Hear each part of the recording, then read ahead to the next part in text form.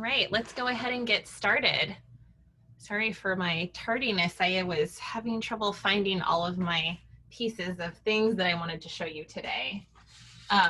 Okay, so hi, my name's Ellie, and this is Klum House, and we're a bag making studio and kit company, and we specialize in heavy duty sewing, which is the subject of today's Lunchtime Live. So I just want to welcome everyone, and this is our last Lunchtime Live that we have scheduled for a while, but don't worry, we have a bunch of online learning opportunities coming up. So if you're on our newsletter, then you can go ahead and check that out and see what else we have coming up. Before we get started, this is a free event, but we usually have a charity that we have asked you to pay it forward to if you can. So we encourage non-Black folks who are able to pay it forward with a donation to Black Mamas Matter, which is an organization that's working to create a world where Black mamas have the rights, respect, and resources to thrive before, during, and after pregnancy. So with our follow-up email, we will be sending out a link to that so that you can donate if you can, no big deal. And thanks for joining us. So yeah, so for the past 7 weeks, we have had subjects ranging from strapping leather to all about tubular rivets, ask me anything, which today you can also ask me anything. I know it's our last one, so get your questions in there.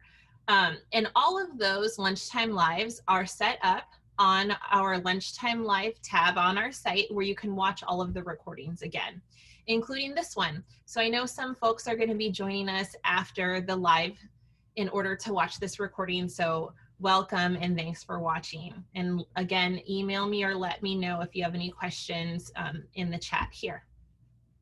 So we're going to talk about heavy duty sewing, which is basically the kind of sewing that we do here at Klum House. We'll talk about the difference between different types of sewing machines, tips and tricks for helping you sew heavy duty sewing at home, what I like to do with different types of tools to help me get through thick seams. And bag making is different than a lot of other genres of sewing like quilting and garment sewing because we just work with really heavy duty materials like the wax canvas that we sell on our site, as well as like non-waxed canvas and denims too. We really believe that you don't need a really fancy sewing machine in order to make rugged professional quality bags. So we use mechanical machines, and they generally have a price point that's, you know, below $200 or in the range of $200 to $500. So I'll show you some of the machines that I like to sew on. So the first question that I just want to address that most people will have is, can my machine make that? So I get that question a lot out of a lot of our bag designs. So for instance, this is our most recent pattern. It's called the Slab Town Roll Top Backpack. And I get a lot of questions here from folks about, can I actually sew this on my home machine? And honestly, this is the sewing machine that we always use in our classes. And this is a Singer heavy duty mechanical, super basic home machine. And last year it was retailing closer to like 120, but I think it might be up closer to 180, 200 now. Still, it's a pretty affordable machine, and you can make all of our bags on just a home sewing machine like this, including this bag, which I made on this machine model. So yeah, all of our leather is attached with rivets, and the way that we design our patterns, the way that I design the patterns, is really so in the sequence of construction, there's no seams that are too thick for most ranges of home sewing machines. Okay, so that's really what I like to focus on with design. So some of our other bags, like this is a Maywood from our recent limited edition Warp and Weft collection. And this whole bag can also be made on just a home sewing machine, a mechanical home sewing machine, or even an older machine too. So this is my other favorite heavy duty home sewing machine that's not industrial. It's a Janome HD1000, but I think they have like a newer model now that's like a Janome HD3000. So this is a great machine too, totally mechanical. These are not industrial machines. These are just heavy duty home sewing machines. But you can also make all of our bags on non-heavy duty machines. So this is an older, from like the late 90s Janome that I found at a Goodwill thrift store. And this machine works great. I've made all of our bags on this machine too. So what makes a heavy duty sewing machine versus a regular sewing machine? I get that question a lot. Let me go ahead and come down here and just make sure that there isn't a million questions that I haven't answered. Okay, so drop your questions in chat and I'll get to them in a second. So what makes a heavy duty sewing machine versus a regular sewing machine? Now, when manufacturers are advertising heavy duty, essentially what they're advertising is a more strong motor.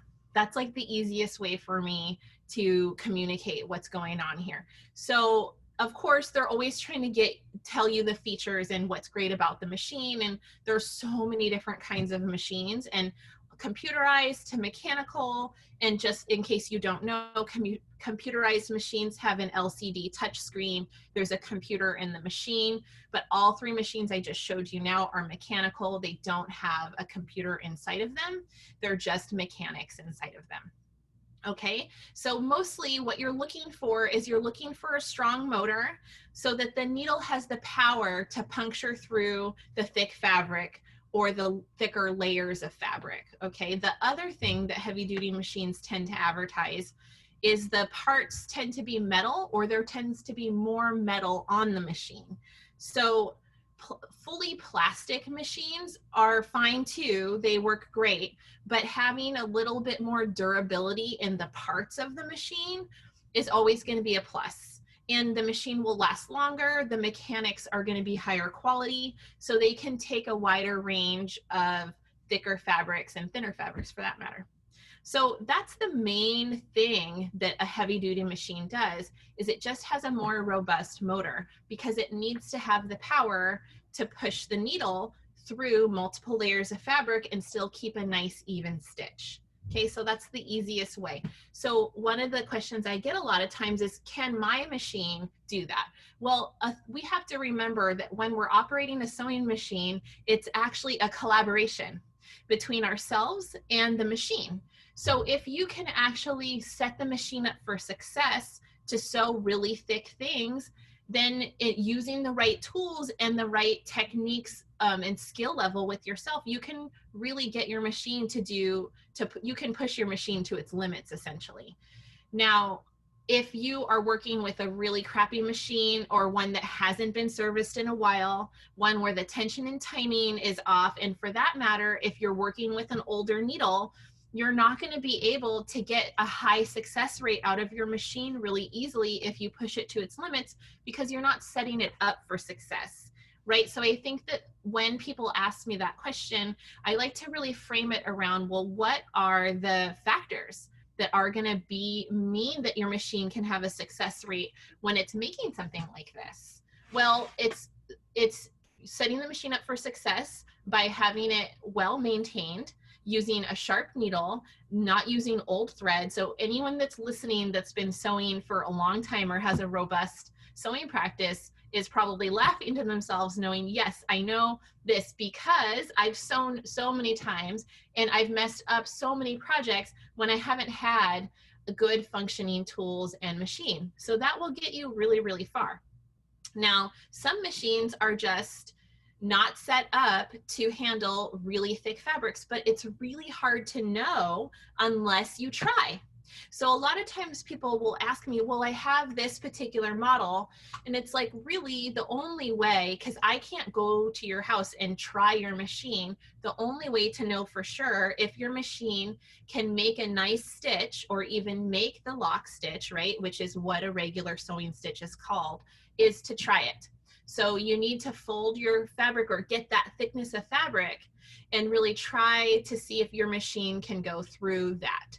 Now, so when people are asking, can my machine sew this? They're asking, can I get a nice stitch, an even feed stitch that looks really nice with this thickness of fabric, right? Because as we all know, those of us that sew a lot, I don't know if I have a lot of beginners joining us, but if anybody's joining us that's never sewn before or that really has barely sewn, go ahead and drop that in chat. If folks are joining us that like have been sewing for a long time and have a sewing practice, let me know in chat what you usually sew too, because that's going to help me explain to you some of the differences between the sewing that you're used to and the kind of sewing we do to make these like robust bags. Okay, so what was I saying? Oh yeah, so we really want to make sure that we're setting our machines up for success with a sharp needle. So our favorite needles to use on this type of fabric is Jeans 100, which we sell on our website in the supplies shop. Oh, let me give you guys a secret tip. We are about to have a sale on all of our supplies, 15% off for the weekend. So just so you know, wait till the weekend to buy all your supplies. Okay, so you get that little tip. And then we also like to use top stitch 100 needles when we're top stitching, like on the Slab Town backpack, for instance.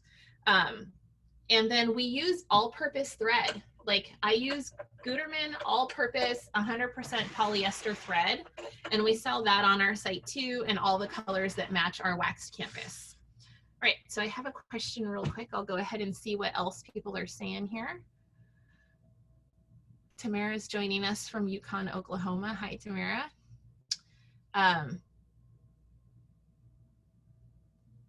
Oh, someone is saying I have a Janome Craft 9850. Oh yeah, I have an old, I found this Janome at the Goodwill store. It was such a score. I love it. I have a Singer Heavy Duty 4452 and it's in the shop because of the timing. I wonder if it's the wax on the canvas. I doubt it's the wax on the canvas for the timing, because the timing has to do with the bobbin hook meeting the needle at the exact time to make the loop of the lock stitch. I don't think that the wax on your feed dog would be obstructing the revolutions of the bobbin hook or the needle bar going up and down. But we do have a blog post on our site that just shows how we clean the wax out of our feed dogs. Now, having said that, if you did wax your own fabric, I know that there can be a lot of extra wax when folks do that. So if I'm not sure what kind of wax canvas you were sewing with, but the wax canvas that we sell and that we've sewn on for years and taught tons and tons of classes on, I haven't seen the timing messed up on a machine because of that. But what I can say is that when you're sewing something really, really heavy duty and you go and you're sewing kind of fast and then you hit the reverse and you try to kind of go reverse really fast, that will a lot of times break your needle, because the feed dog can't do the thick fabric forward and back in the same way with the thinner fabric really fast, and it gets caught up.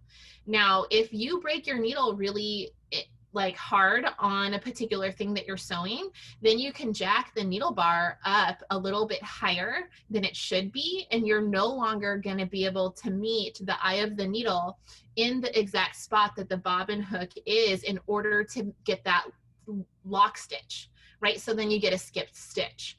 So definitely the timing on your machine is something, especially in a home machine, that can be hard to fix on your own. And a lot of times it will get messed up if you break a needle really intensely. Yeah. All right. Do you have heavier thread with the top stitch needle? Ooh, I like that question. Thanks, Gail. We actually don't use top stitch thread. We use doubled up all-purpose thread. So we'll run 2 spools of thread from our machine, because on like this machine, you can put thread up here and then you can put thread right here, and you can run both threads through all the threading spots and even both threads through the same eye of the needle on the top stitching needle, and just one thread on your bobbin, and it looks like top stitching thread, but the machine likes it so much more. So I've did a lot of tests where I ran top stitching thread through my machine. You always want to run an all-purpose thread or not top stitching thread in your bobbin, because the machines don't really like that. And I've seen so much higher of a success rate with less skip stitches and less shredded thread when I just run 2 all-purpose spools instead of top stitching thread. So I just go that route because it looks the same and it's really strong. It looks the same as top stitching thread and it's really strong and the machine likes it more. And we have a whole blog post on our site that shows a video of how I like to run 2 spools of all-purpose thread for top stitching. So we'll send you that link in the follow-up email. Okay. Do I have a leather bag class and what machine do I use for that class?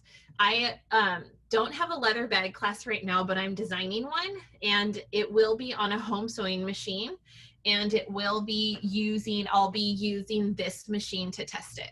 Yeah. If you want to sew thicker leather, like anything thicker than maybe 3 to 4 ounces, you would need an industrial machine probably, especially if you are gonna run a perpendicular stitch to a different seam allowance. So like if you start to go up to 4 layers, you're not gonna be able to do that on a regular home sewing machine, even a heavy duty one. How do you get your needle to move to the left on the Janome HD? Janome HD1000? Oh, you're not able to find that in the in your manual. Okay. Let me just help this person real quick. See this icon here with the oval? See that little dot there? That is a universal icon that says that your needle moves to the left when you're on that. Okay? So there is a left needle there. That's how you do it. Okay? It should be in your manual, though. I'm really surprised they didn't put that in there. Okay. Michael says 12 and 10 ounce. Oh, are you guys chatting about something else there maybe? Okay. Any other questions right now? Are folks able to tell me what type of sewing they usually do, if they've ever sewn bags with this 10 ounce wax canvas? Okay. Just gonna check my notes here. Yeah, so a lot of times people will ask me which machine they should buy to sew bags with. And often people have a great machine at home that they're already using to sew garments and to sew and to quilt with. Quilting machines tend to be really, really similar, or like a lot of quilts, I think, are really similar to bag making in a sense where we're working with larger projects and you go through a lot of multiple layers of fabric when you're quilting, and that's so similar to bag making too. You really don't need, I would say, unless you're sewing with like a really low end machine that maybe you paid $100 for brand new or something, then you'll be surprised at what you can really do on your machine. We just use all-purpose thread and we use denim needles, always use a sharp needle. Like I've been told you should switch your needle after every project. Now, I don't know many people that do that, but that gives you an idea of what you should be doing, and then you can kind of temper it from there. There's a few things that I like to use as major tricks for when I'm sewing really thick stuff. So let me tell you what that is here. So I'm going to go ahead and bring this machine in because it's the most common machine that I use. Oops, looks like someone is screen sharing. Oh, okay. I don't know what that was. Okay. Let's see here. I plug this in.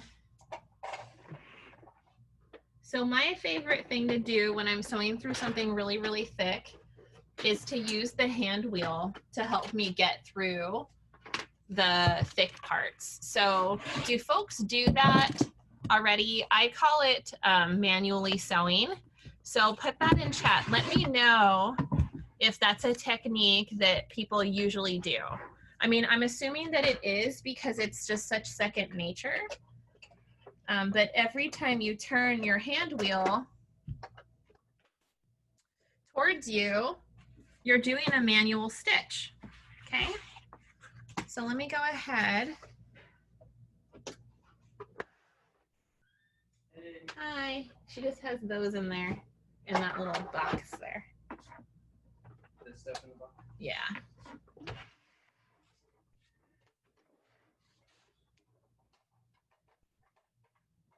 Okay.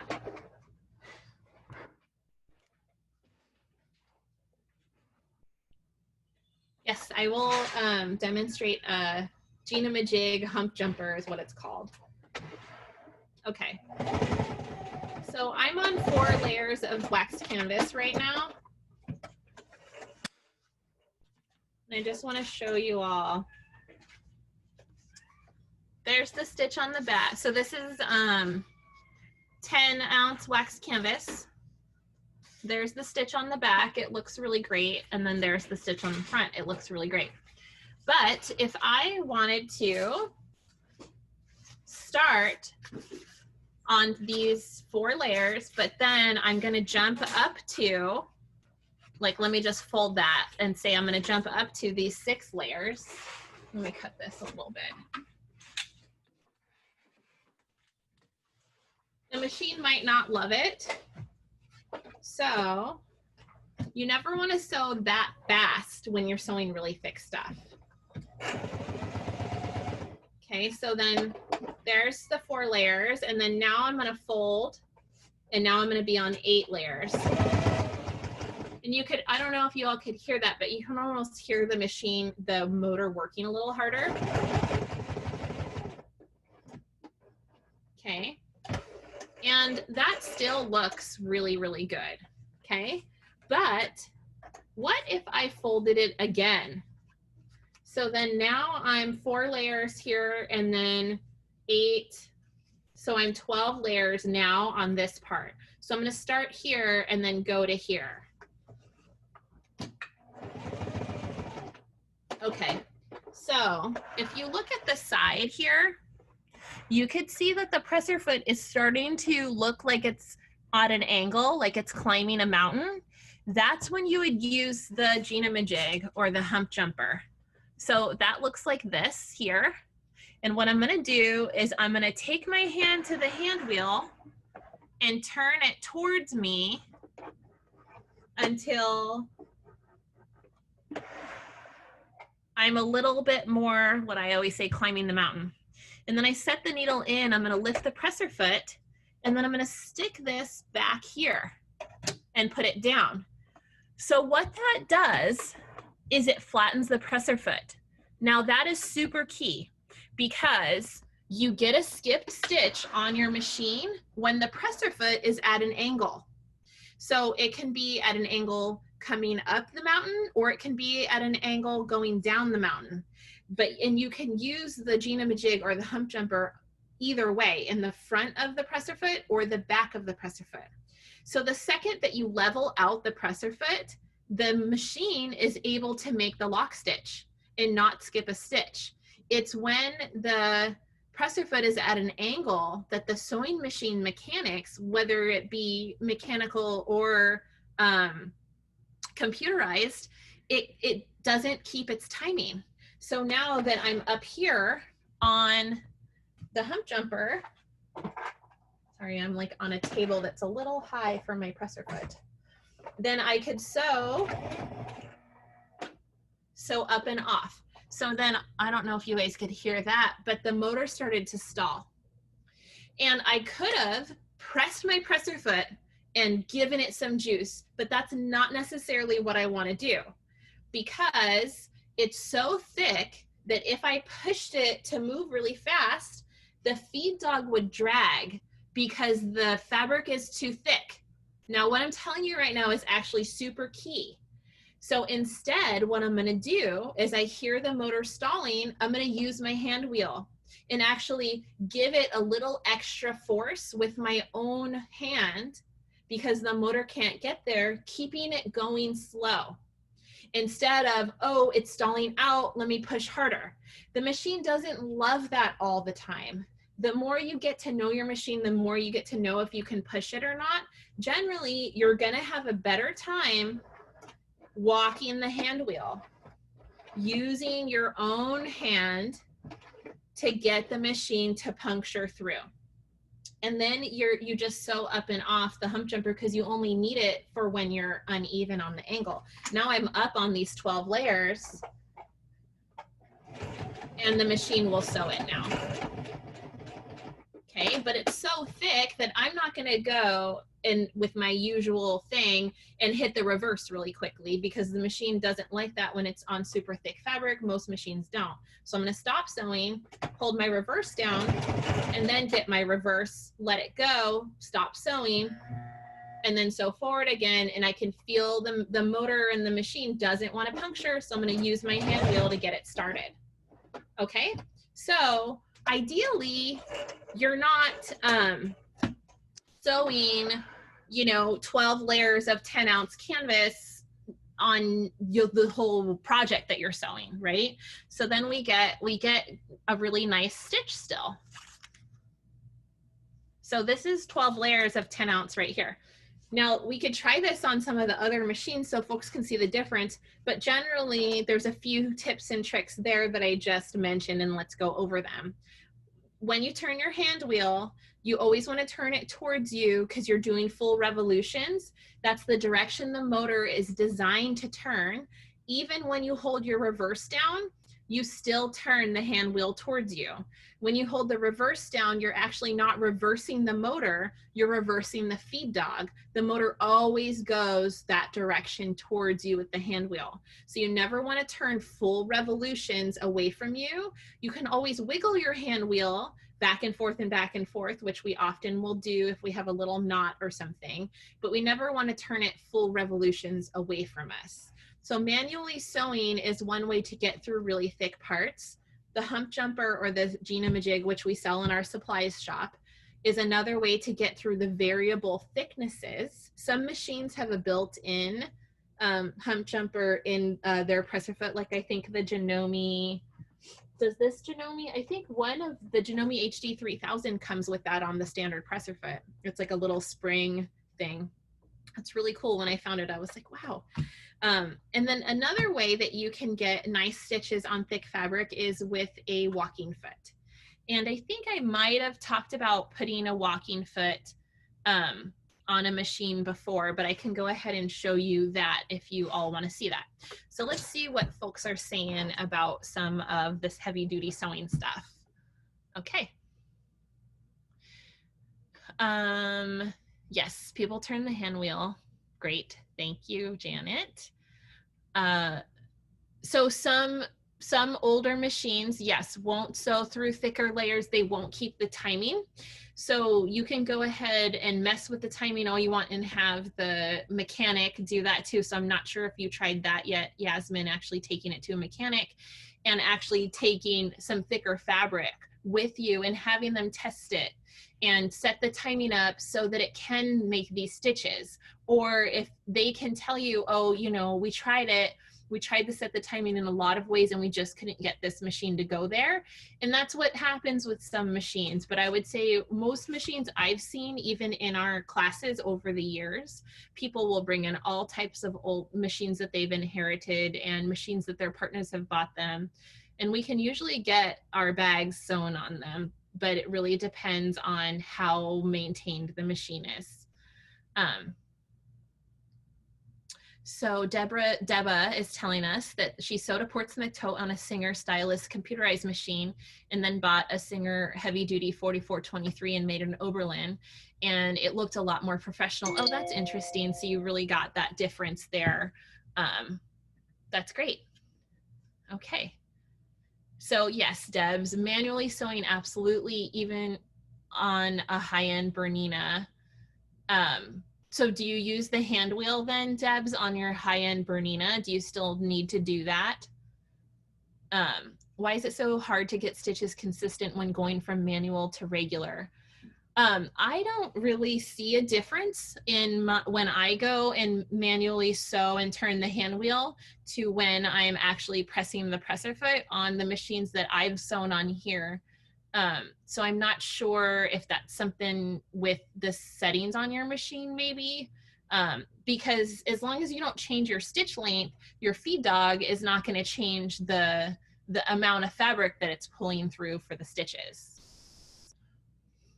Stephanie's asking, how often do you need to send your machine to the shop?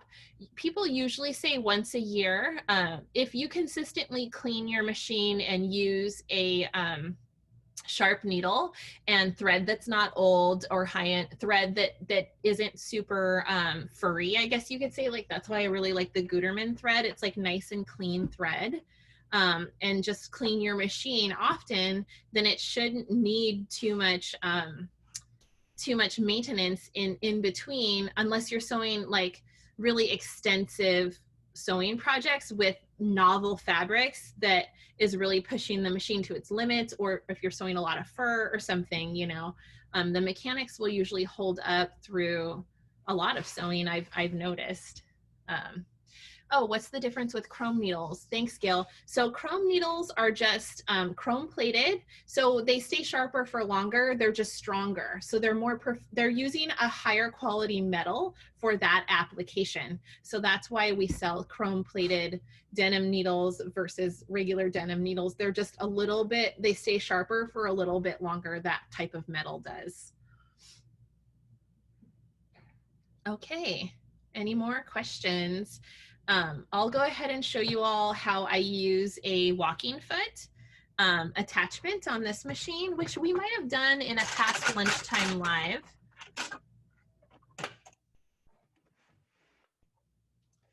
So does anyone have any particular questions for me about heavy duty sewing? So I just grabbed the tool that came with the Singer, and here's the walking foot. And I just went ahead and loosened the low shank on the machine to pull that out, okay? Then when I'm putting the walking foot on, I just wanna make sure that this part of the walking foot goes on top of the needle bar, the wing nut that tightens the needle, okay? And just in case folks don't know, a walking foot helps feed the top fabric through the machine and the bottom the top fabric and the bottom layer of fabric. So the bottom layer is always being fed through with the feed dog, but the walking foot gives you that extra feed, which is really nice to have when you're sewing really thick stuff. Okay, so I'm just gonna slip it in there. I'm gonna finger tighten it to start with. So one of the reasons your machine shreds thread and skips stitches when it's thick fabric is because the timing is off, because there's too much drag, because the fabric's too thick.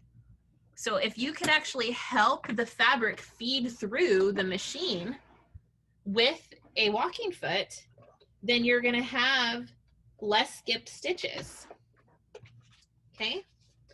So I'm gonna go ahead and just put this thick 12 layers of fabric in here, and then we'll go ahead. See, I started it with the hand wheel. I just set the needle in. And we'll go ahead and just use the walking foot. Let's see if you guys can see that.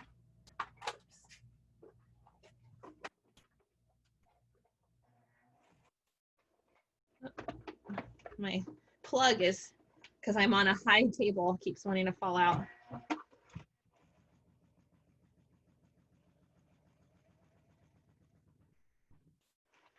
Yeah, so I'm really getting that help. Oh, I ran out of bobbin thread. Okay, but you get the idea. I'm really getting a lot of help with the walking foot there to get that stitch going there. And I think the machine really likes it too, because it's getting that extra help to feed everything through evenly, okay? So generally you're always trying to get an even feed on your sewing machine. Another name for the walking foot is a quilting foot or an even feed foot, because that is so key to the sewing machine to make a good stitch, is it's evenly feeding the fabric through, so your stitch length can stay true to what you've selected every time.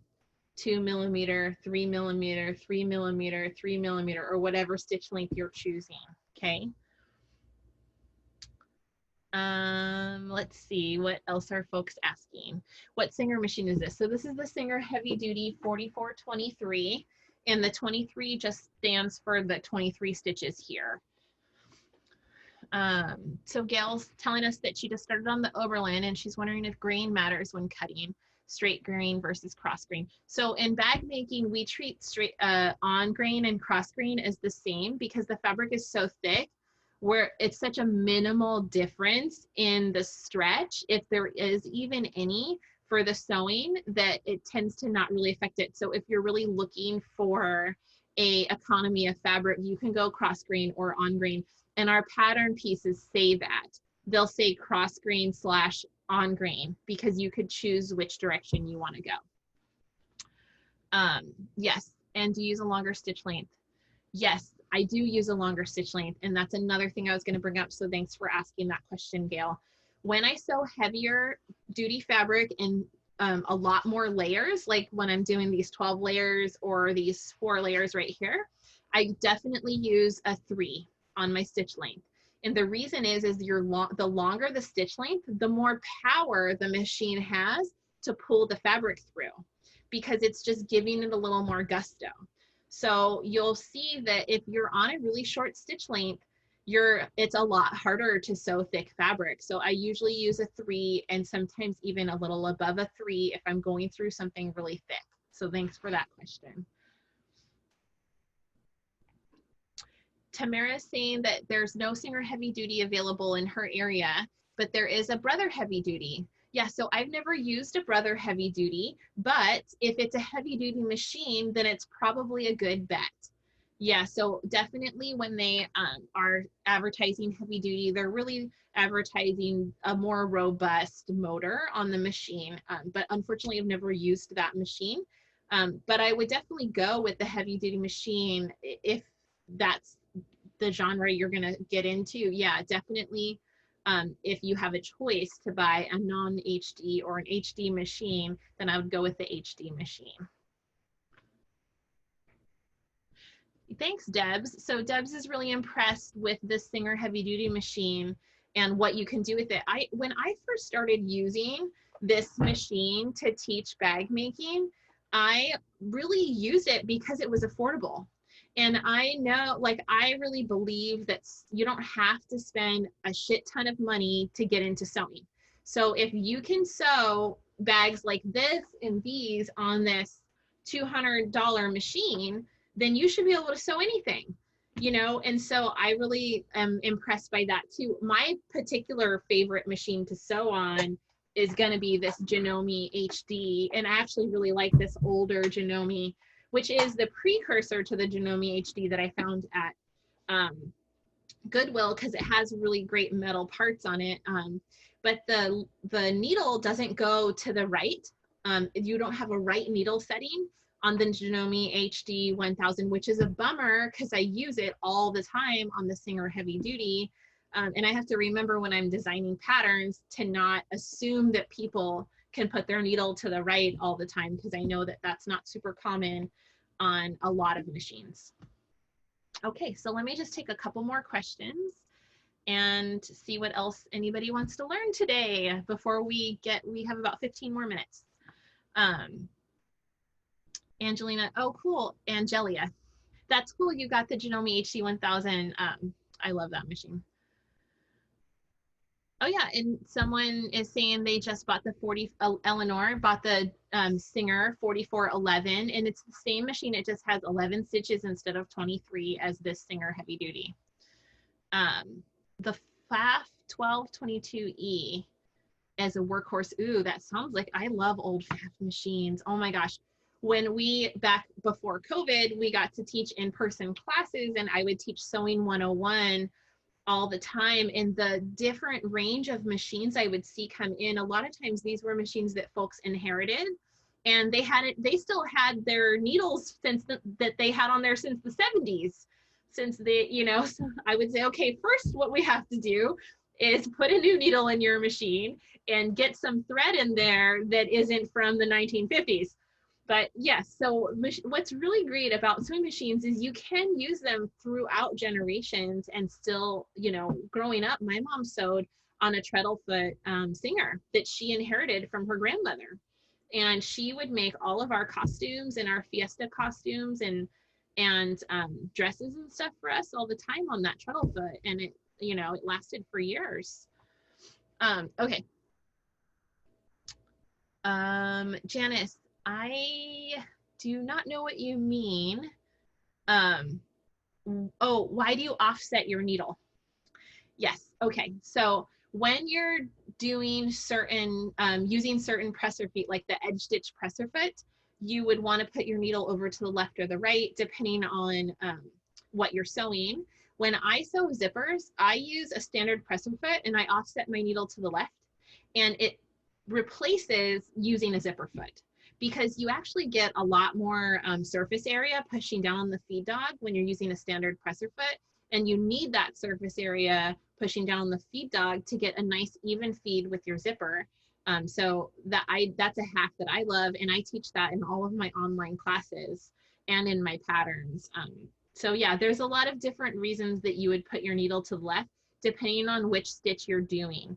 So let me just leave you guys with this thought, because I really like to talk about conceptual stuff with sewing, is not imagine, but frame it like this. The sewing machine is a tool, and it's a tool for you to unlock your creative potential. Those of you that have been in past lunchtime live classes have heard me talk about this.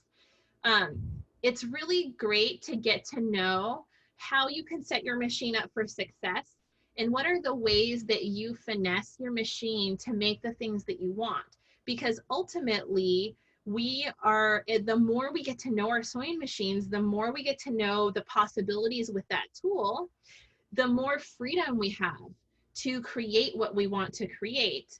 And the more we can riff on different things to make the machine work how we want it to. So since the pandemic started, Klum House has been giving away our Sewing 101 online class for free.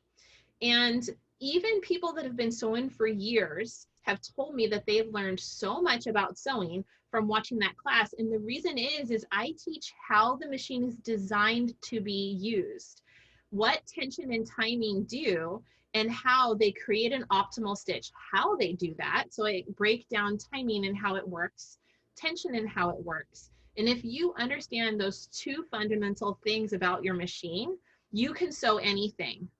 Like, I'm not even kidding. So the reason that I, for instance, use a standard presser foot to sew a zipper with the left adjusted needle is because I understand that the machine is trying to make an optimal stitch.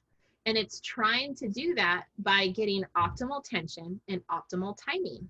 So if I can set the machine up for success using my understanding of the different tools in the presser feet, then I'm going to actually be able to sew what I want to sew in a way that's easy for the machine and easier for me.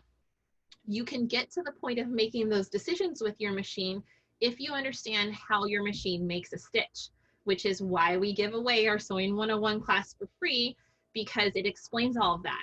So once you dig into that, you can say, okay, I'm trying to sew this particular thing on this machine. Will it work if I do this, or will it work if I do that? So I do a ton of studies and experimenting before I jump into a project, you know, because it's so nice to say, okay, well, I'm gonna say you're not sure if you want to use regular top stitching thread or Klum House's method of doubled up all-purpose thread. You grab some fabric and you try it out.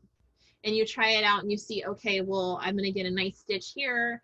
On 3 layers, it's good. When I jump up to 9 layers, I can't do it. Do I need to use the walking foot? Do I need a hump jumper? How is this working? Can I, you know what I mean? So then you really am like, okay, this is the range of what's possible on this machine. This is what I'm going to do to have the highest success rate on this project. Okay. So what else are we asking here? Should I throw out my old thread? Generally, you're going to want to test if it's going to break, right? Because if you're, what's that saying? Like, the weakest link in the chain breaks the chain, you know? So if you don't trust that your thread is going to hold a good stitch, then you could spend like so many hours and so much time making a beautiful object only to find out that it's busting at the seams because your thread is breaking, you know, so that's the consideration there. Patty, oh, you have 2 treadle machines. Oh, that's great. Oh, one of them belongs to your grandmother. I love that. See, I love those old machines. Oh, thanks, Debs. She's saying you're the most knowledgeable instructor and she's been sewing for 40 plus years. Oh, I love that. Oh, and see, I'm just always learning too. Like I'm really just, for me, it's about understanding how things work and really understanding what I'm trying to get out of it too, you know? And like, I also love tools, obviously, and finding tools for you all to make sewing easier too. That's a big thing. All right. Well, do I have any more questions before we jump off this lunchtime live? Trying to think, we have a bunch of blog posts. I'll go ahead and send those in the follow-up email. And like I said, we're having a 15% off supplies sale this weekend. And yeah, stay tuned for more online education. And we're always developing new products too. So if you're not on our newsletter, join our newsletter.